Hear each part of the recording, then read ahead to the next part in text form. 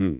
तो आज हम एक दिलचस्प स्रोत पर नजर डाल रहे हैं, लेना का रॉकेट विज्ञान और खेल एक साथ। ये एक छोटी सी कहानी है। हाँ, लेना, उसकी बिल्ली पिक्सल और एक कह सकते हैं घर का बना रॉकेट। बिल्कुल। और हमारा मकसद सिर्फ कहानी दोहराना नहीं है, बल्कि ये समझना है कि ये छोटी सी पिछवाड़े की ये घटना कैसे विज्ञान, प्रयोग और यहाँ तक कि असफलता से सीखने के बारे में काफी गहरी बातें बताती है। सही कहा।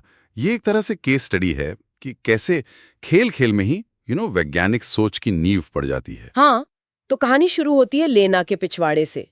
वो सोडा के बोतलें लेती है, कुछ डोरी लेती है और एक रॉकेट बनाती है। और लक्ष्य लक्ष्य बहुत ऊंचा है। वो चिल्लाती है चांद तक। हाँ, मतलब कल्पना और महत्वाकांक्षा दोनों हैं यहाँ, जो अक्सर किसी भी खोज की शुरुआत होती है। और उसकी बिल्ली पिक्सल, वो भी पूरी तरह शामिल है, छोटा सा हेलमेट पहने हुए। अच्छा। फिर आता है लॉन्च। रॉकेट वुश करके ऊपर जाता है, फिसल पट्टी के सहारे चढ़ता है, लेकिन चांद तक तो नहीं पहुंचता।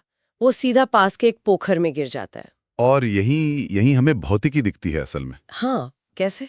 देखिए, रॉकेट का ऊपर जाना वो शुरुआती बल की वजह से कुछ देर के लिए वो गुरुत्वाकर्षण पर हावी हो जाता है। अच्छा। लेकिन जैसे ही वो जोर कम होता है, पृथ्वी का खिंचाव मतलब गुरुत्वाकर्षण बल वो अपना काम करने लगता है, जो हमेशा नीचे खींच रहा है। बिल्कुल।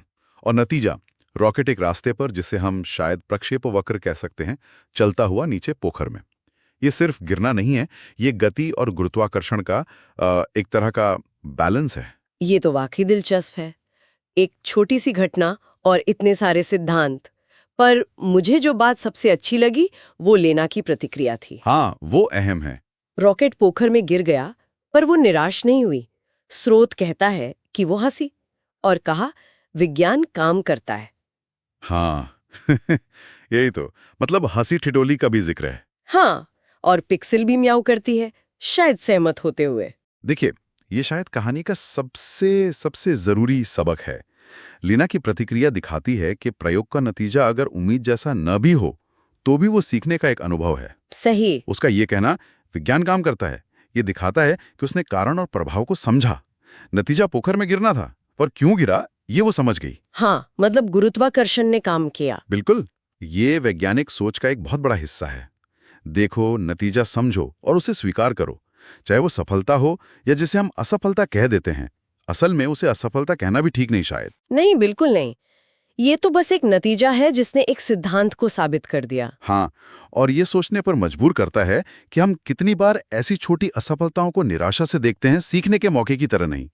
लेना का नजरिया वो दिखाता है कि जिज्ञासा और एक पॉजिटिव सोच कैसे सीखने को बदल सकती है। और अगर हम इसे थोड़ा बड़ा करके देखें, तो लीना का पिछवाड़ा एक प्रयोगशाला बन गया। हाँ, एक तरह से उसने एक परिकल्पना की, चांद तक प्रयोग किया, रॉकेट उड़ाया, अवलोकन किया, पोखर में गिरा और निष्कर्ष निकाला, विज्ञान काम करता है। ये वैज्ञानिक विधि ही तो है, छोटे पैमाने पर। सही कहा। ये दिखाता है कि विज्ञान सिर्फ लैब या मुश्किल समीकरणों में नहीं है। ये तो अपने आसपास की दुनिया को देखने, सवाल पूछने और प्रयोग करने का तरीका है। ये करके सीखने का मतलब एक्सपीरियंशियल लर्निंग का एक बढ़िया उदाहरण है। हाँ, जो अक्सर किताबी ज्ञान से ज्यादा याद रहता है। बिल्कुल। तो अगर हम संक्षेप में देखें, इस कहानी से मुख्य बातें क्या निकलती हैं? पहली कि भाई विज्ञान हमारे चारों ओर है, रोजमर्रा की चीजों में। हाँ। दूसरी, साधारण खेल और चीजें भी बड़े वैज्ञानिक सिद्धांत समझने में मदद कर सकती हैं। जरूर। और तीसरी, शायद सबसे अहम, कि सीखने में जिज्ञासा, हिम्मत और नतीजों को सकारात्मक रूप से लेना कितना जरूरी है। ये सिर्फ जानकारी लेना नहीं, बल्कि दुनिया को समझने का एक एक्टिव तरीका है। बिल्कुल। निश्चित रूप से। और ये एक जरूरी सवाल भी खड़ा करता है आखिर में। हाँ। कि अगर हम अपनी रोजमर्रा की दुनिया की साधारण घटनाओं को, जैसे कोई गेंद लुढ़क रही है या पानी उबल रहा है या पत्तियां हवा में उड़ रही हैं, अगर हम उन्हें लेना जैसी ही जिज्ञासा और प्रयोग की भावना से देखें, तो हम अपने आसपास और कौन से अनदेखे वैज्ञानिक सिद्धांत या कनेक्शन खोज सकते हैं। क्या हम अपनी सोच में, अपनी प्रॉब्लम सॉल्विंग में या नई चीजें सीखने में ये पिछवाड़े के रॉकेट वाली मानसिकता अपना सकते हैं?